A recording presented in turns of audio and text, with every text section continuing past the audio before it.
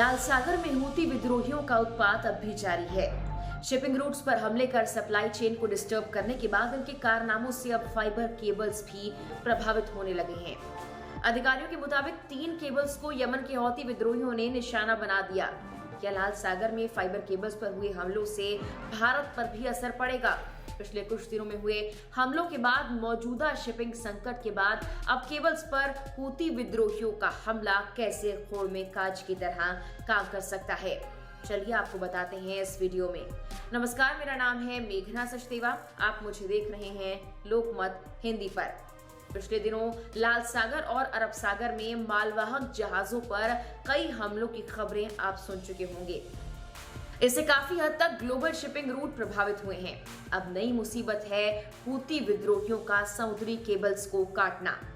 Hong Kong की telecom company HGC global communications के अनुसार 4 प्रमुख टेलीकॉम्स नेटवर्क से संबंधित केबल्स को काट दिया गया है, जिसमें मध्य पूर्व में संचार नेटवर्क में कई व्यवधान उत्पन्न हुए हैं। HGC का अनुमान है कि एशिया और यूरोप के साथ साथ मध्य पूर्व के बीच 25% यातायात यानी ट्रैफिक प्रभावित हुआ है इन केबल्स के कटने से।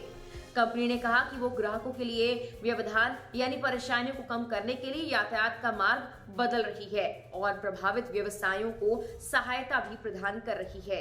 हालांकि HGC ने ये नहीं बताया कि केबल कैसे काटे गए या क्षतिग्रस्त हुए और इसके लिए कौन जिम्मेदार था। CNN की एक रिपोर्ट कहती है कि दक्षिण अफ्रीका स्थित सीकॉम, जो प्रभावित केबल प्रणालियों में से एक का मालिक है, उसने CNN को बताया है कि मरम्मत में भी कम से कम 1 महीने का वक्त लग सकता है और हो सकता है कि ये 1 और महीने तक शुरू भी ना हो। आंशिक रूप से इस क्षेत्र में संचालन के लिए परमिट प्राप्त करने में काफी ज्यादा वक्त लग सकता है। कंपनी ने ये बताया कि उसे सीकॉम TGN सिस्टम में खराबी का सामना करना पड़ रहा है। ये परेशानी मोम्बासा केन्या से जफराना मिस्र तक चलने वाले केबल के सेगमेंट को प्रभावित कर रहा है। वहीं सीकॉम ने बताया कि यूरोप और अन्य क्षेत्रों के सभी IP बेस्ड सर्विसेज को वैकल्पिक रूट्स के माध्यम से ऑटोमेटिकली फिर से रूट किया गया है, जिससे इस क्षेत्र के क्लाइंट्स को इंटरनेट कम्युनिकेशंस में किसी भी परेशानी का सामना न करना पड़े। भले ही कंपनी अभी इस परेशानी के लिए किसी पर आरोप लगाने से बच रही है, लेकिन कुछ आला ऑफिसर्स ये मानते हैं कि इसके पीछे हूती विद्रोहियों का ही हाथ है। फ्लैग टेलीकॉम के फाउंडर और टेलीकॉम एंटरप्रेन्योर सुनील टैगोर ने अपने सोशल मीडिया अकाउंट पर कहा कि केवल हूती विद्रोहियों ने ही काटे हैं। उन्होंने बताया कि अधिकारी संभावित आतंकी लिंक पर नजर रखे हुए हैं। आगे कहा कि कोई भी केबल शिप प्रोवाइडर क्षेत्र में मरम्मत प्रदान करने के लिए तैयार नहीं हो रहा और बीमा कंपनियां यमनी जल में संचालन का प्रयास करने वाले केबल जहाजों के लिए नीतियां रद्द कर देंगी। इससे परेशानी भी बढ़ सकती है। पिछले दिनों जिस लिहाज से लाल सागर में हमले हुए हैं, भारत आ और जा रहे मालवाहक जहाजों को परेशानी जरूर झेलनी पड़ रही है।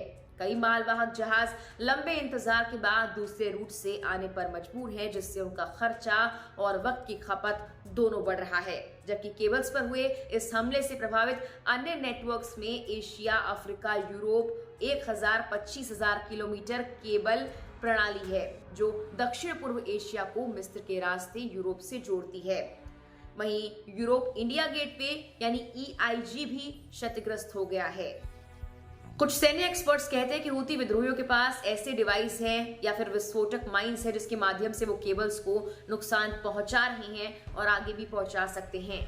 वहीं विद्रोहियों की आधिकारिक समाचार एजेंसी ने भी शनिवार को एक रिपोर्ट जारी की है। इसके अनुसार क्षति के लिए उन्होंने क्षेत्र में एक्टिव ब्रिटिश और अमेरिकी सैन्य इकाइयों को दोषी ठहराया है। अंडर वाटर केबल इंटरनेट को चलाने वाली केबल्स हैं, जिनमें से कई को हाल के वर्षों में गूगल, माइक्रोसॉफ्ट, अमेजॉन और फेसबुक पर पेरेंट मेटा जैसे इंटरनेट दिग्गजों द्वारा वित्त पोषित किया गया है। इन समुद्री नेटवर्क्स के क्षतिग्रस्त होने से बड़े पैमाने पर इंटरनेट भी बंद हो सकता है, जैसा कि 2006 में ताइवान में आए भूकंप के बाद हुआ था। फिलहाल के लिए इस वीडियो में इतना ही। नमस्कार।